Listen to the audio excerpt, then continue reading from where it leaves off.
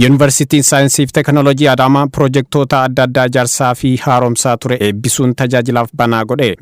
Ministeera Industirii fi walitti qabaan boordii yuunivarsiitichaa obbo Malaakuu Allabal, hoogganaan biiroo barnoota Oromiyaa Dr. Tolaa Bariisoo akkasumas kantiibaan bulchiinsa magaalaa Adaamaa obbo Haayiluu Jaldee sagantichaa irratti argamaniiru. Manni barnoota hawaasaa kutaa 10ffaa hanga kutaa 12ffaa fi iddoo tursiisa daa'immanii sadarkaa isaa eeggate piroojektota kanneen keessaayi. Kana malees magaalaa Adaamaatti gamoon abbaa darbii 4 manneen jireenya waliin barsiisotaaf tajaajilu akkasumas giddugalli gabaa fi iddoon turtii keessummoota qabu bifa haaraan gurmaa'anis eebbifamaniiru. Piroojektonni ijaarsarra jiran paarkii qorannoo fi wiirtuun daataa ammayyaanis daawwatamaniiru. Pirezidaantiin Yuunivarsiitii Saayinsii fi Teknoolojii Adaamaa Dr. Lammii Guutaa piroojektonni kunneen galma yuunivarsiitichaa digirii beekamtii idil addunyaa gonfate kennuufaa of keessatti hammate milkeessuuf gahee olaanaa baataa jedhan. Kaayyoonni keenya inni guddaan har'a piroojektota kana eebbisuu qofa odoo hin ta'in qaamonni stakeholderoon yuunivarsiitii gargaaran baay'een isaanii dhufanii waan irra jiru ilaalanii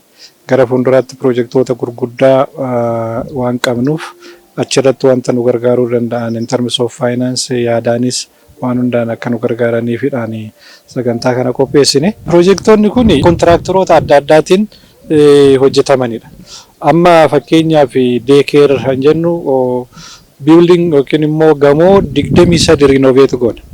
Laawunjii kunii fi gamoonni magaalaa keessaa business center jedhamu kun gamoowwan 10 ambiraa wajjiniin renovate godhuudhaaf hojiitti galame waan ta'eef qarshii miliyoona 90 olidha. Kantiibaan bulchiinsa magaalaa Adaamaa obbo Haayiluu Jaldee mul'ata Smart Adaamaa dhugoomsuuf hojjetamaa jiru cimsee itti fufuu qaban dhaaman. Manneen barnoota yuunivarsiitichi ijaarsa xumuruun eebbise kutannoo dhaloota beekumsaa fi ofitti amanamummaa guutuu horate uumuu inni qabu agarsiisa jedhan hoogganaan biiroo barnoota Oromiyaa Dr. Tolaa Bariisoo. Ministeera barnootatti deettaan damee dhaabbilee barnoota olaanoo obbo Kooraa Xoshinee ijaarsi piroojektootaa fi hojiilee misoomaa yuunivarsiitichi raawwataa jiru riifoormii ofiin of bulchuu yuunivarsiitiiwwaniif galtee guddaa ta'aa ibsan.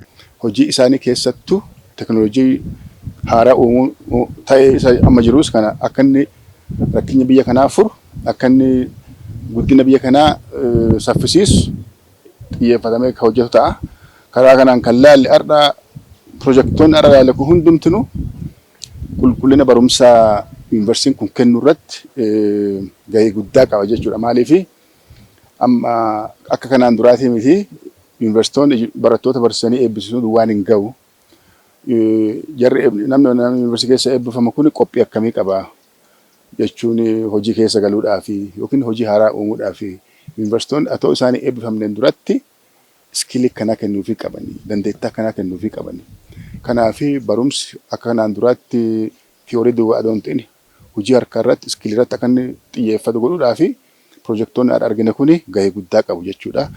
Ministeera Industirii obbo Malaakuu Allabal gama isaaniitiin kallattii namaa fi namooma ijaaruu biyyattiin qabattee galmaan ga'uuf dhaabbilee barnoota gahee isaanii ciminaan baachuutu irraa eeggamaa jedhan. ዛሬ የአዳማ ሳይንስና ቴክኖሎጂ ዩኒቨርሲቲ በርከት ያሉ guyyaa har'aa yuunivarsiitiin saayinsii fi teeknoolojii Adaamaa bu'uuraalee misoomaa haarawaa fi kanaan dura jalqabamanii hin xumuramin bifa haarawaan xumursiisuun eebbifamuun gara hojiitti akka galan taasifamee jira.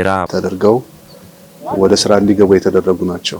Yuunivarsiitiin Saayinsii fi Teknoolojii Adaamaa ergama addaa kennameef bu'uureffachuun hojii raawwatu bu'aalee argamsiisaa akka jiru ibsanii walitti hidhamiinsa indastiriiwwan faana qabu caalatti cimsuuf ni hojjetamaa jiran. አዳማ ዩኒቨርሲቲ ውስጥ እየተገነቡ ያሉ እነኚህ ዩኒቨርሲቲchi dirqama itti kenname bahuuf qorannoo fi qo'annoo ce'umsa teeknoolojii garaagaraa gaggeessuun galiin of cimsaa haala baruu fi barsiisuu cimsuun tajaajila hawaasaatiifis bu'aa olaanaa gumaachaa jira. Wanti guyyaa har'aa daawwachuun eebbisnes kanuma kan mirkaneessanidha. Deeggarsi gama keenyaan taasisnu cimee kan itti fufu ta'a. ስለዚህ በእኛ በኩል እንደ አዳማ ሳይንስና ቴክኖሎጂ ዩኒቨርሲቲ ቦርድ በልዩ ሁኔታ ክትትል እያደረግን በመጪዎቹ 2-3 ወራት መሰረተ ልማቶቹ ተሟልተው ወደ ስራ እንዲገባ የማድረግ ነው።